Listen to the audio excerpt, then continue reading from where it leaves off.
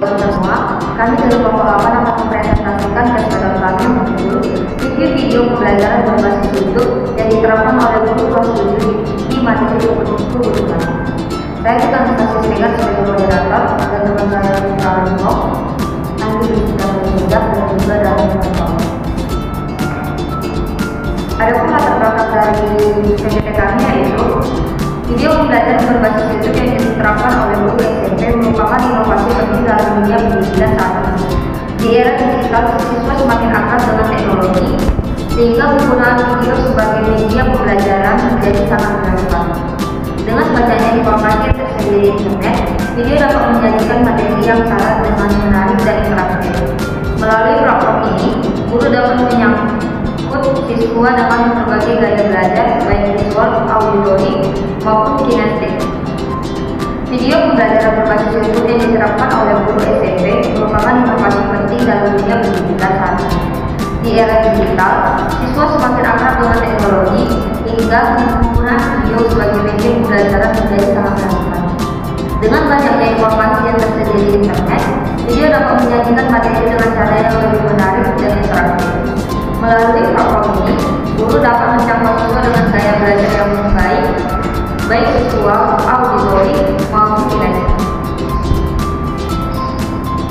Adapun rumusan masalah kami yang pertama yaitu bagaimana efektivitas video pembelajaran berbasis YouTube dalam meningkatkan pemahaman siswa kelas 7 materi tentang materi kebutuhan. Yang kedua yaitu bagaimana pengaruh penggunaan video terhadap motivasi dan keterlibatan siswa dalam pembelajaran materi kebutuhan. Yang ketiga, apa saja kelebihan dan kekurangan penggunaan video pembelajaran berbasis YouTube dalam proses belajar mengajar di kelas 7.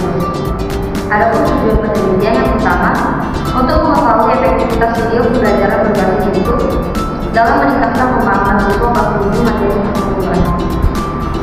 Yang kedua yaitu untuk mengetahui pengaruh penggunaan video terhadap motivasi dan keterlibatan siswa dalam pembelajaran materi kebutuhan. Serta yang ketiga yaitu untuk mengetahui kelebihan dan kekurangan penggunaan video pembelajaran berbasis YouTube dalam proses belajar mengajar siswa kelas 7. Adapun manfaat penelitian yang pertama yang manfaat medis, penggunaan video pembelajaran berbasis YouTube dapat memperkaya diri pembelajaran multimedia dengan memeriksa bukti empiris tentang efektivitas media audiovisual dalam meningkatkan pemahaman siswa. Yang kedua, penelitian ini dapat menjadi referensi bagi pengembangan model-model pembelajaran inovatif yang memanfaatkan teknologi khususnya dalam konteks pendidikan di era digital. Adapun manfaat praktis kami paparkan yang pertama yaitu dengan menerapkan video pembelajaran berbasis YouTube, guru dapat meningkatkan kualitas dan efektivitas pembelajaran sehingga siswa lebih mudah memahami materi yang diajarkan. Yang kedua, video pembelajaran memungkinkan siswa untuk belajar secara mandiri di luar jam sekolah, memberi mereka kesempatan untuk mengulang materi dan memperdalam pemahaman sesuai dengan kebutuhan masing-masing. Adapun kajian teori yang kami paparkan akan disampaikan oleh Dani. Baik, selanjutnya ada kajian teori. Yang pertama itu pengertian media pembelajaran. Secara umum, media pembelajaran adalah alat bantu dalam proses belajar mengajar. Media adalah kata yang berasal dari bahasa Latin yaitu medius, yang secara harfiah berarti perantara atau pengantar penggunaan media pembelajaran secara kreatif akan memungkinkan siswa belajar dengan lebih baik sesuai dengan tujuan yang akan dicapai. Media pembelajaran juga menentukan peserta didik dalam proses pembelajaran, membantu peserta didik dalam mengatasi kesulitan dalam mencapai tujuan pendidikan. Masih banyak guru yang menerapkan pembelajaran konvensional. Ada beberapa alasan mengapa guru berusaha menggunakan media pembelajaran. Yang pertama, beberapa guru menganggap menggunakan media itu repot dan menggunakan media juga harus punya persiapan yang matang. Yang kedua, di era saat ini di mana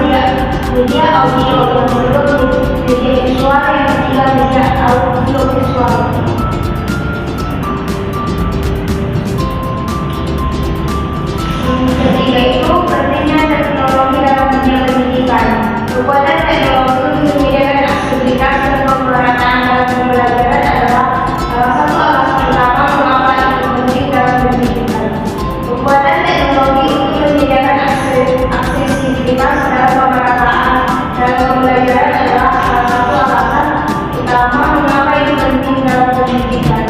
Teknologi tambahan menawarkan berbagai alat dan sumber daya yang menarik dan interaktif untuk meningkatkan keterlibatan siswa. Siswa dapat memiliki pengalaman belajar yang menarik dan menyenangkan, dapat meningkatkan motivasi mereka dan meningkatkan pemahaman mereka melalui penggunaan multimedia, simulasi, permainan belajar, dan platform online. Selain itu, teknologi memungkinkan akses ke sumber daya pendidikan yang lebih beragam, termasuk publikasi ilmiah, database online, dan video instruksional yang semuanya membantu siswa belajar lebih banyak dan memperluas cakrawala pengetahuan mereka. Adapun manfaat teknologi dalam pendidikan yang pertama itu aksesibilitas yang luas, yang kedua pembelajaran yang personalisasi, ketiga meningkatkan keterlibatan siswa, yang keempat peningkatan efisiensi dan produktivitas, yang kelima bersiap untuk dunia digital. Yang selanjutnya adalah tantangan dan perkembangan dalam penggunaan teknologi dalam pendidikan. Yang pertama itu aspek biasa harus diperlukan terlebih dahulu. Perlu banyak biaya untuk menerapkan teknologi baru dalam perangkat keras, perangkat lunak, akses internet, dan pemeliharaan. Akibatnya sumber daya keuangan yang cukup harus disisihkan untuk mendukung penggunaan teknologi dalam pendidikan.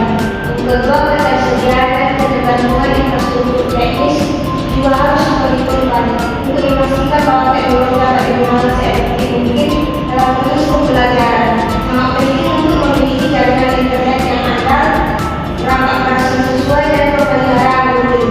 Infrastruktur yang buruk mungkin mempersulit penerapan teknologi secara efektif.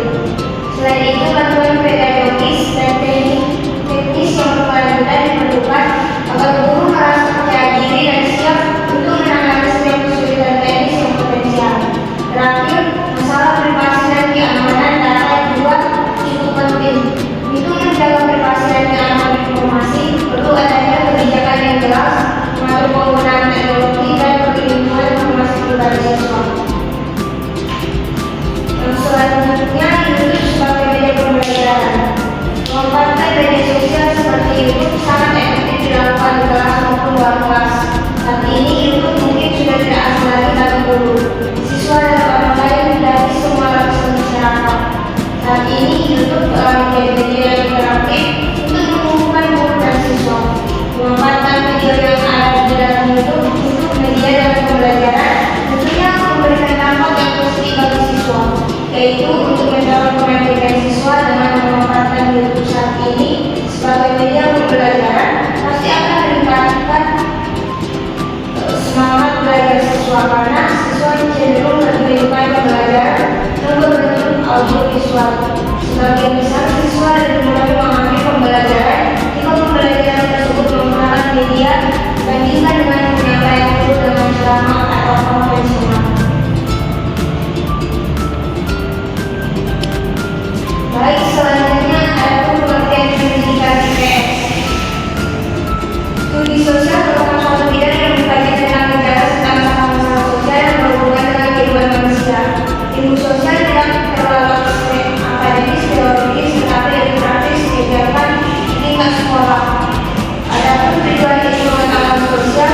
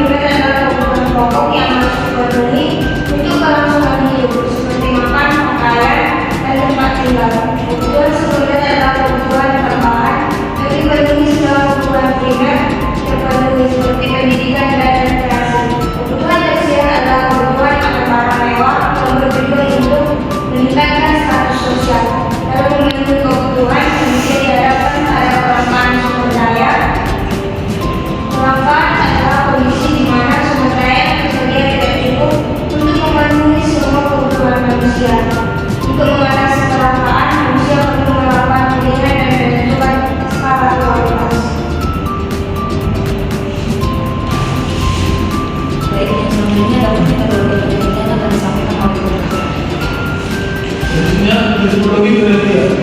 Jadi pengumpulan data yang pertama analisis video visual. Dalam teknik ini melibatkan analisis konten video dengan cara menonton dan menetapkan materi yang sesuai dengan penelitian. Peneliti mengkaji video pembelajaran dari kelas 7 materi kebutuhan. 2. Studi literatur mengkaji buku yang membahas strategi pelajaran guru dalam mengajarkan materi kebutuhan, secara aktivitas, strategi pelajaran dalam mencapai tujuan pembelajaran untuk mendukung dalam penelitian ini. Jadi analisis data dalam penelitian yang melibatkan video. Jadi analisis data yang digunakan dalam penelitian ini adalah kualitatif. Analisis dilakukan berdasarkan data yang diperoleh. Tahapan analisis data yang digunakan dalam penelitian ini dapat dijelaskan sebagai berikut. Yang pertama, analisis konten. Metode ini digunakan untuk menganalisis konten video secara sistematis untuk mencapai makna di balik elemen visual dan narasi dalam video untuk menginterpretasikan pesan yang disampaikan.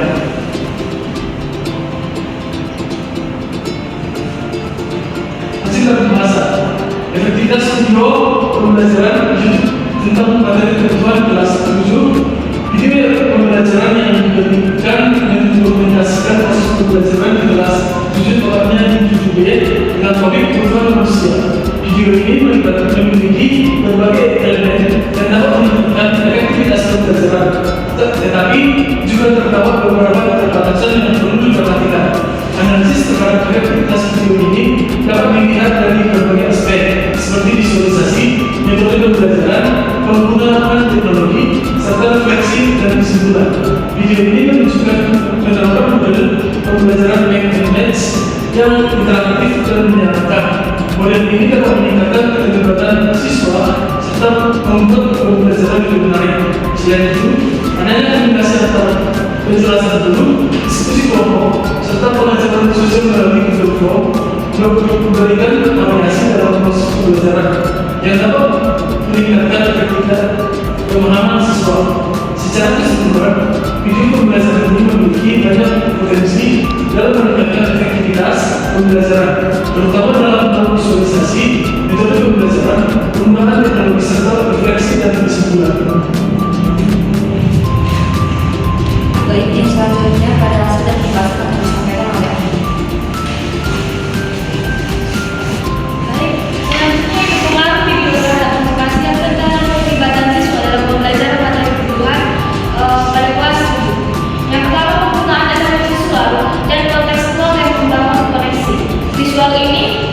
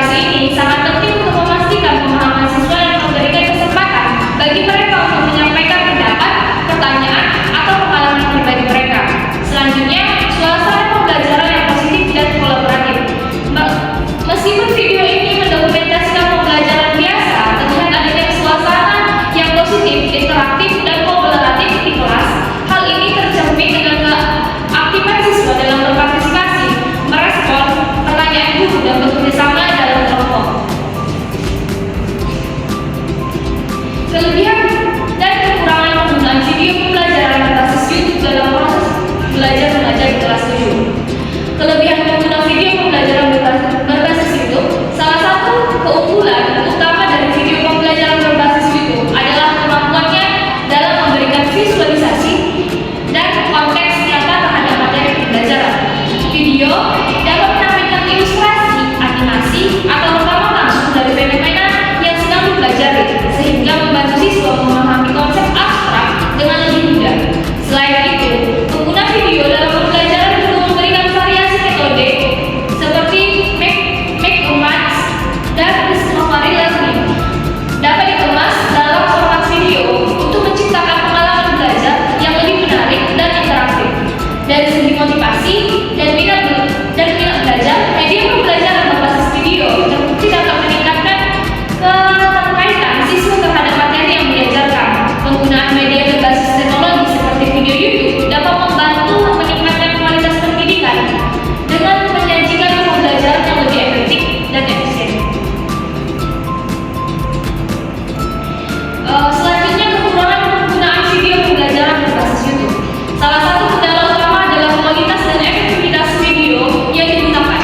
Video yang memiliki kualitas rendah, baik dari segi audio maupun visual, dapat menghambat pemahaman siswa. Selain itu, jika durasi video terlalu panjang atau penyajian materi yang kurang menarik, siswa dapat kehilangan fokus dan minat dalam belajar. Selain itu, pengguna video sebagai media pembelajaran dapat mengurangi interaksi dan umpan balik antara guru dan siswa. Faktor lain yang menjadi tantangan adalah keterbatasan akses dan teknologi. Tidak semua siswa memiliki perangkat yang memadai atau akses internet yang stabil untuk menonton video pembelajaran di YouTube. Hal ini dapat menjadi hambatan bagi siswa yang tinggal di daerah dengan infrastruktur teknologi yang belum memadai, atau bagi mereka yang memiliki keterbatasan ekonomi untuk mengakses internet secara rutin. Baik, saya kembalikan kepada pendapat. Baik, tadi kesimpulan dari presentasi kami yaitu penggunaan video pembelajaran berbasis YouTube dalam proses belajar mengajar di kelas 7 memiliki banyak manfaat, seperti meningkatkan pemahaman siswa, memberikan fleksibilitas dalam belajar, serta meningkatkan motivasi dan minat belajar. Namun, beberapa kekurangan seperti keterbatasan akses teknologi, potensi interaksi, dan berkurangnya interaksi guru terhadap siswa juga perlu diperhatikan. Oleh karena itu, penggunaan video pembelajaran berbasis YouTube harus diimbangi dengan strategi pembelajaran yang tepat sehingga tetap efektif dalam mendukung proses belajar dan mengajar di kelas. Ada pun saran yang akan kami berikan. Yang pertama yaitu sebaiknya lebih meningkatkan kualitas video. Guru dalam membuat konten edukatif perlu memastikan bahwa video yang digunakan memiliki kualitas visual dan audio yang baik agar lebih efektif dalam penyampaian materi. Yang kedua yaitu penggunaan video secara seimbang. Video pembelajaran sebaiknya digunakan secara pelengkap metode pembelajaran konvensional, bukan sebagai pengganti utama dalam peran guru dalam mengajar. Yang ketiga yaitu penyediaan akses yang merata. Sekolah dan pemerintah harus mencari solusi untuk memastikan semua siswa memiliki akses yang memadai terhadap internet dan perangkat yang mendukung pembelajaran berbasis video. Yang keempat yaitu pengawasan dan bimbingan guru. Guru harus tetap aktif dan membimbing siswa dalam memadai materi yang diberikan melalui video, serta memastikan bahwa mereka tidak terdistraksi oleh konten lain di YouTube. Dan yang terakhir yaitu pemanfaatan teknologi yang lebih interaktif seperti video. Guru juga dapat mengkombinasikan pembelajaran dengan tugas interaktif, diskusi online, dan tugas berbasis teknologi